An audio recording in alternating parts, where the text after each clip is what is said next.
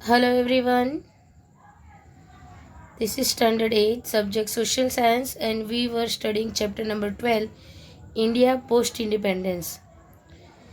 In previous video, we completed till the Gandhiji's funeral procession, funeral performed in Delhi, and now our next topic, that is rehabilitation of refugees. Lakhs of people came to India from Pakistan. When India partition was there, India and Pakistan separated. After that, lakhs of people, in previous video in this chapter we already studied that near about 80 lakhs people they came. So lakhs of people came to India from Pakistan, and their settlement and employment, उनको रहने के लिए घर देना और उनको employment भी देना पड़ेगा, अदरवाइज वो सर्वाइव कैसे करेंगे, ऑन कैसे करेंगे, तो उनको settlement, house and employment both provide करना, that was the biggest challenge. वो बहुत बड़ा चैलेंज, सबसे बड़ा चैलेंज वही था जिसे गवर्नमेंट ऑफ इंडिया ने सक्सेसफुली कंप्लीट किया. Now here you can C, this is the scenario of train in 1947 when India and Pakistan partitioned.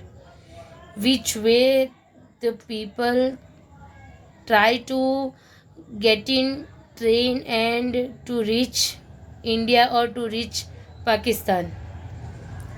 Okay, so this is the scenario. Now people were given as many facilities as possible. people को जितनी possible थी उतनी facilities provide की गई.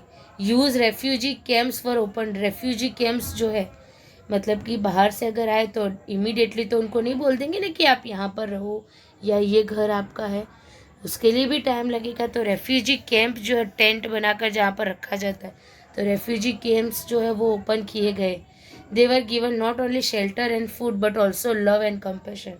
उनको सिर्फ रहने के लिए शेल्टर या फिर खाने के लिए खाना दिया, no, but with the food and shelter also given love and compassion. जो प्रेम, करुणा, दया जो होती है वो भी उनको दिया गया.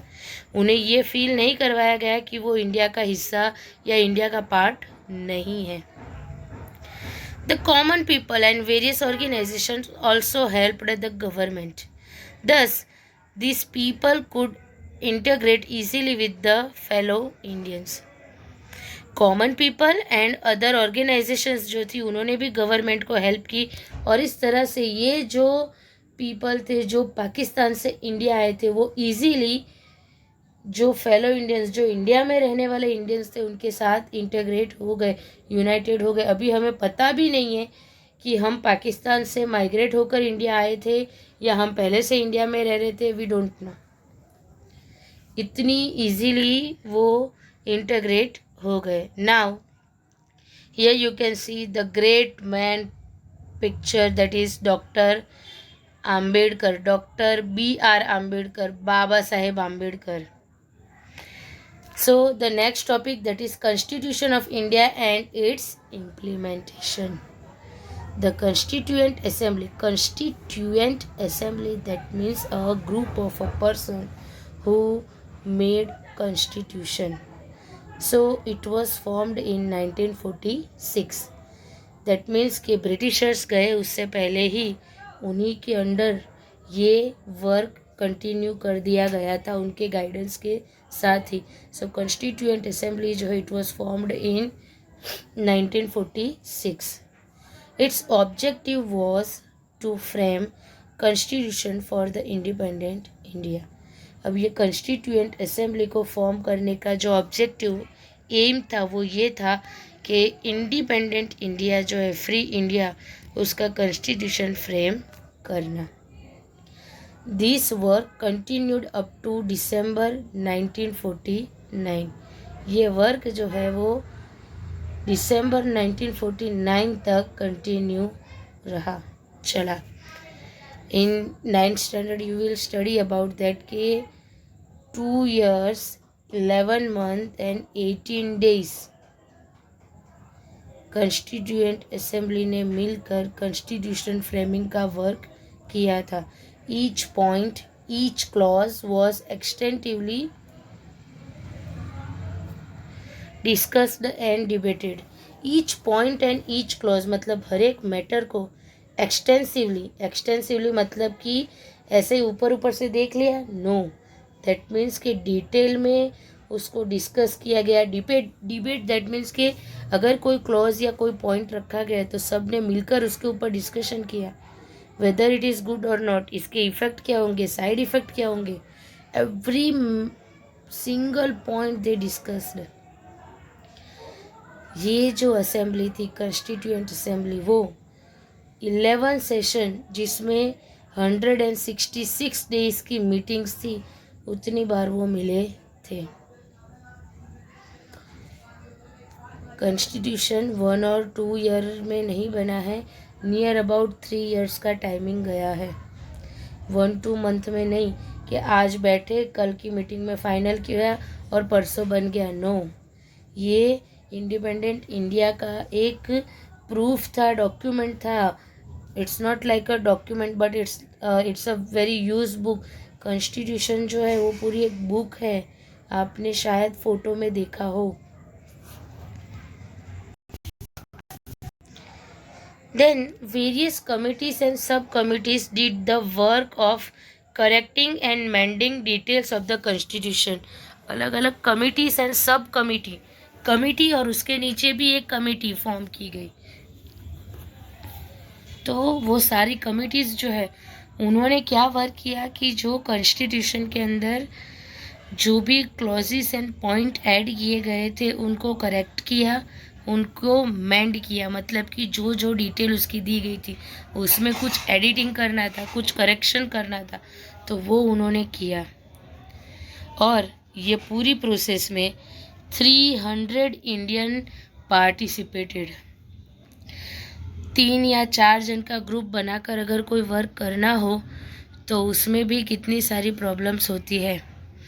सबके ओपिनियन अलग, सबके पॉइंट ऑफ व्यू अलग। कोई बोलेगा मैम ऐसे करते हैं तो दूसरा बोलेगा नहीं मैम ऐसे नहीं, ऐसे करते हैं। तो कितने सारे चेंजेस और डिफरेंट आइडियाज़ एंड थॉट्स होते हैं। यहाँ पर 300 इंडियंस थे जिन्होंने कॉन्स्टिट्यूशन फ्रेमिंग वर्क में पार्टिसिपेट किया था। Though the meetings related to drafting of the constitution held in Delhi, but the members came from all over the nation. Though ये जो मीटिंग थी सारी ही ड्राफ्टिंग कॉन्स्टिट्यूशन के ड्राफ्टिंग की जो मीटिंग्स थी, कॉन्स्टिट्यूशन फ्रेम करना, कौन से क्लॉजेस होंगे, कौन से पॉइंट होंगे, वो दिल्ली के अंदर की गई थी बिकॉज दिल्ली हमारा कैपिटल है। तो दिल्ली में ये सारी मीटिंग्स हुई, बट वहाँ पर सिर्फ दिल्ली के मेंबर्स नहीं थे but all over the nation के मेंबर्स दिल्ली में आए थे।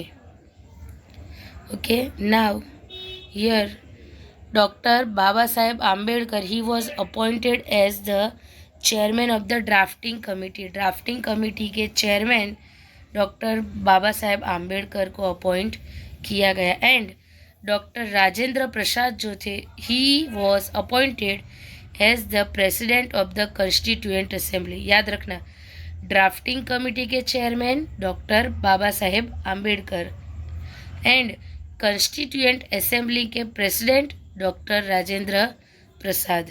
Okay, the constitution was prepared and passed by the constituent assembly.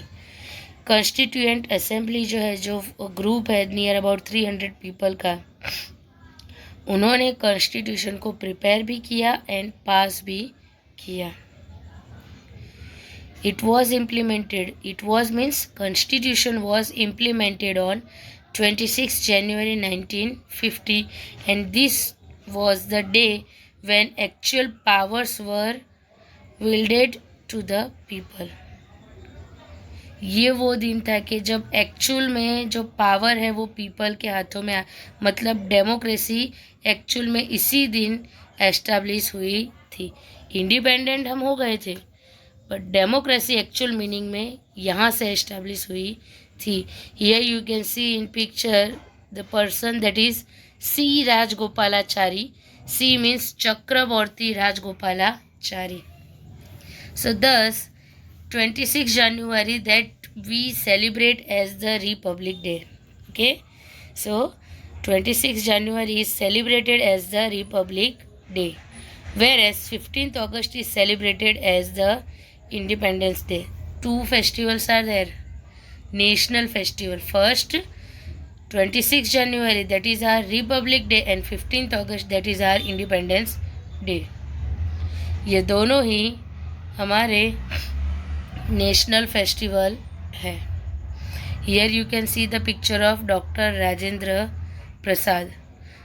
British governor general Mountbatten जो है वो रिटायर्ड हुए, और रिटायर होने के बाद British governor general Mountbatten India के फर्स्ट गवर्नर जनरल थे.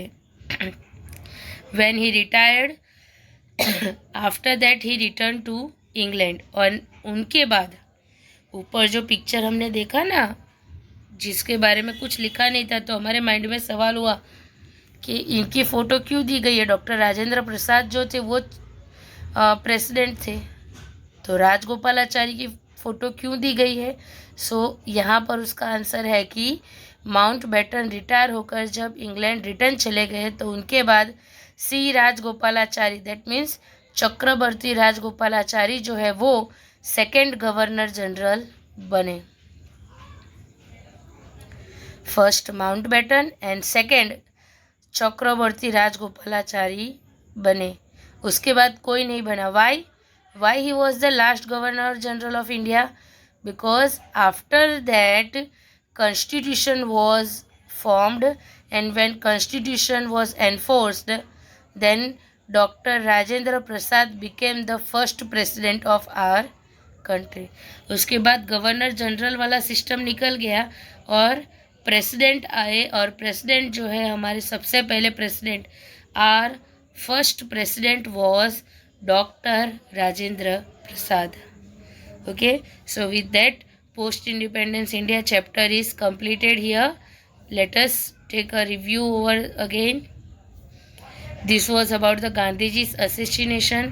Now rehabilitation of refugees, जिसमें lakhs of people जो है वो इंडिया आए थे पाकिस्तान से. उनके सेटलमेंट और एम्प्लॉयमेंट ये दोनों प्रोवाइड करना, it was the biggest challenge, जिसे गवर्नमेंट ने बहुत ही स्किलफुली फुलफिल भी किया. एम्प्लॉयमेंट भी प्रोवाइड की गई और सेटलमेंट भी प्रोवाइड किया गया. पीपल जो उनको जितनी पॉसिबल थी उतनी फैसिलिटीज़ दी गई. फैसिलिटीज़ में उनको सेटलमेंट, शेल्टर और फूड ही नहीं, but with the shelter and food उनको लव एंड कंपैशन, वो एक फीलिंग ब्रदरहुड की, होम हम अपने घर में हैं ऐसी फीलिंग जो है वो उनको दी गई. उनसे ऐसा बिहेव नहीं करवाया गया कि वो पाकिस्तान से आया है, वो पाकिस्तान से आए ऐसा उनको फील तक नहीं करवाया किसी ने. यूज रेफ्यूजी कैंप्स जो है वो ओपन किए गए, उनको shelter and food, love and compassion दिया गया. कॉमन पीपल के साथ साथ अदर ऑर्गेनाइजेशंस जो थी उन्होंने भी गवर्नमेंट की हेल्प की, जिसमें वो रिहेबिलिटेशन का जो मेन मोटिव है या रिहेबिलिटेशन का जो मेजर वर्क है उसे फुलफिल कर सके. और इस तरह से पीपल जो है वो इजीली इंडिया का पार्ट बन गए. अब तो हम बोल भी नहीं सकते या हमें पता भी नहीं है कि कौन इंडिया में था और कौन पाकिस्तान से इंडिया आया था. Okay, now constitution of India. तो as I explained you, constituent assembly form की गई for the formation of constitution, और ये कॉन्स्टिट्यूएंट असेंबली जो है वो 1946 ब्रिटिशर्स की प्रेजेंस में ही फॉर्म की गई थी, उनके गाइडेंस से ही, जिसका वर्क जो है, जो मैंने बुक के अंदर भले नहीं दिया बट मैंने आपको बताया कि 2 years 11 months and 18 days means अगर 12 डेज और वर्क कर लेते तो 3 ईयर कंप्लीट हो जाते, क्योंकि 1 ईयर में 12 मंथ्स होते हैं और 11 मंथ 18 डेज उन्होंने वर्क किया. और each and every point and clause को उन्होंने एक्सटेंसिवली डिस्कस किया. कॉन्स्टिट्यूशन के अंदर जो जो वर्ड ऐड किए गए हैं, जो जो रूल्स रेगुलेशंस, हमारे ह्यूमन राइट्स, हमारे फंडामेंटल राइट्स, हमारी duties, fundamental duties, fundamental duties अगर पढ़नी हो तो टेक्स्ट बुक में जो 9th की 10th की टेक्स्ट बुक आती है, इवन आपके टेक्स्ट बुक में भी दिया गया होगा। प्लेज के बाद के जो पेजेस होते हैं उसमें चैप्टर से पहले, इंडेक्स से पहले के जो पेज होते हैं उसमें वो पेज होता है fundamental duties of Indian citizen. So वो सब डिसाइड किया गया और उसके लिए उन्होंने बहुत ही डीपली उसके ऊपर डिस्कशन किया। ये 1, 2 या 10, 15 ने मिलकर नहीं, 300 पीपल थे। तो 300 इंडियन जो उन्होंने पार्टिसिपेट किया। आप खुद ही सोचो कि अगर इतने सारे लोग एक साथ बैठे हैं और वहाँ पर कोई डिस्कशन चल रहा है तो डिसीज़न लेने से ज़्यादा तो डिबेट ही होगी, झगड़ा ही होगा। आपने कभी लोकसभा या राज्यसभा जो है उसका हियरिंग कभी सुना है? कभी बैठो, कभी देखना कि लोकसभा या राज्यसभा पार्लियामेंट की मीटिंग जब होती है तो वो लोग कैसे बिहेव करते हैं, एक छोटी सी बात पर किस तरह से रिएक्शन होता है, सब कैसे शाउटिंग करते हैं। कोई पॉइंट अगर वहाँ पर डिस्कस किया जाता है तो वो पॉइंट को लेकर कितने सारे अज्यूमेशन होते हैं, कितने सारे क्वेश्चंस किए जाते हैं। तो यहाँ पर ईच एंड एवरी क्लॉज जो उसको डिस्कस किया गया। असेंबली जो है वो 11 सेशंस के लिए मिली, जिसमें 166 डेज की मीटिंग्स हुई, जिसमें वेरियस कमिटीज़ एंड सब कमिटीज़ जो थी उन्होंने मिलकर अपना वर्क किया, जिसमें कॉन्स्टिट्यूशन फ्रेम करते टाइम कॉन्स्टिट्यूएंट असेंबली ने जो जो क्लॉजेस एंड पॉइंट ऐड किए थे उसमें करेक्शन करना, मेंडिंग करना, एडिटिंग करना, वो सब किया। और ये सारी ही मीटिंग्स जो है वो दिल्ली में हुई थी, बट देन टू यहाँ पर ऑल ओवर द नेशन के मेंबर्स जो है वो आए थे। मतलब सिर्फ एक पर्सन नहीं था। 9th की जो बुक है उसके अंदर वो दिया गया है, काफ़ी सारे नेम, सारे 300 नहीं दिए हैं बट काफ़ी सारे नेम दिए गए हैं, और जिसके अंदर कुछ फीमेल मेंबर्स भी हैं। तो सिर्फ मेल मेंबर्स ने मिलकर नहीं किया है, फीमेल मेंबर्स भी उसमें इंक्लूडेड थी। डॉक्टर बाबा साहेब आम्बेडकर जो है उनको ड्राफ्टिंग कमेटी का चेयरमैन बनाया गया, एंड डॉक्टर राजेंद्र प्रसाद जो थे वो कॉन्स्टिट्यूएंट असेंबली के प्रेसिडेंट अपॉइंट हुए। And after that as we studied he also become the first president of independent India. First governor general Mountbatten, last governor general Chakravarti Rajagopalachari. Last बोलो या सेकंड बोलो, he was Chakravarti Rajagopalachari, but first president doctor Rajendra Prasad. Constitution जो था वो पास हुआ, means implement हुआ 26 जनवरी 1950, और उस दिन से इन एक्चुअल मैनर पावर जो है वो पीपल के हाथों में आया था। मतलब कि डेमोक्रेसी एक्चुअली में उस दिन से स्टार्ट हुई, उस दिन से एस्टैब्लिश हुई। और इसीलिए 26 जनवरी जो है उसे हम as a republic day celebrate करते हैं, एंड 15 अगस्त को इंडिपेंडेंस डे सेलिब्रेट करते हैं। ये दोनों ही नेशनल फेस्टिवल है। फेस्टिवल्स को हम 3 पार्ट्स में डिवाइड करते हैं, social festival, national festival and religious festival. Social एक ही है, काइट फेस्टिवल, जिसमें कोई रिलीजन का या उसका वो नहीं है, वो सब सेलिब्रेट करते हैं पर पूरे नेशन में नहीं होता है। कुछ जगह पर उसका वो है, कोई कोई जगह पर उतना उसकी इम्पोर्टेंस नहीं है।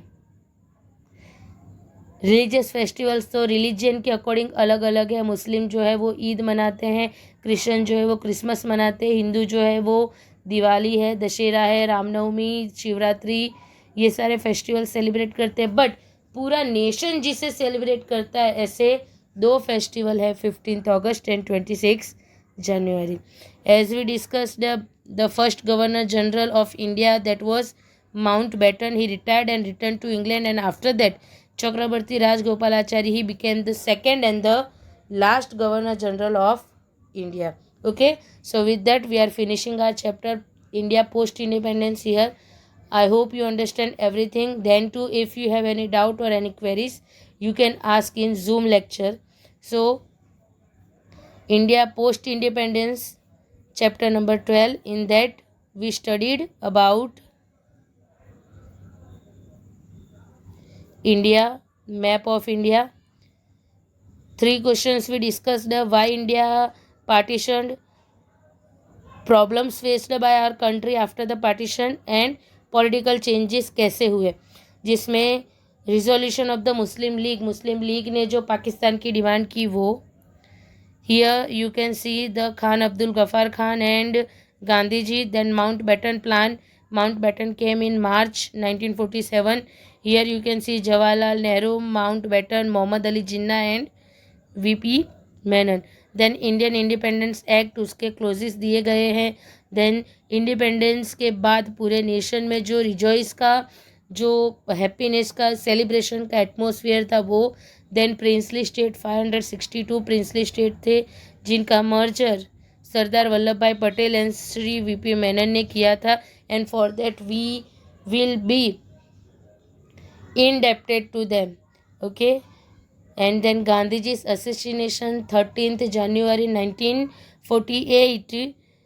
Nathuram Godse shot him dead and Jawaharlal Nehru gave announcement on radio that Gandhiji is no more now. The whole nation was in a deep grief and sadness, and many people arrived at Delhi to pay their homage to Gandhiji. Then rehabilitation of refugees, जिसमें common people और organisation ने भी help की. Constitution जो frame किया गया उसे implement किया गया. एंड देन हमारे इंडिया का वर्क जो है कॉन्स्टिट्यूशन फ्रेम होने के बाद अभी तक उसमें काफ़ी सारे चेंजेस, अमेंडमेंट्स किए गए हैं. टाइम बाय टाइम जहाँ जहाँ जरूर लगी वहाँ वहाँ पर उसमें चेंजेस किए गए हैं. फर्स्ट कॉन्स्टिट्यूशन जो है वो हमारा एनफोर्स्ड हुआ था, इम्प्लीमेंट हुआ था 26 जनवरी 1950. With that we are finishing our chapter here. Thank you all.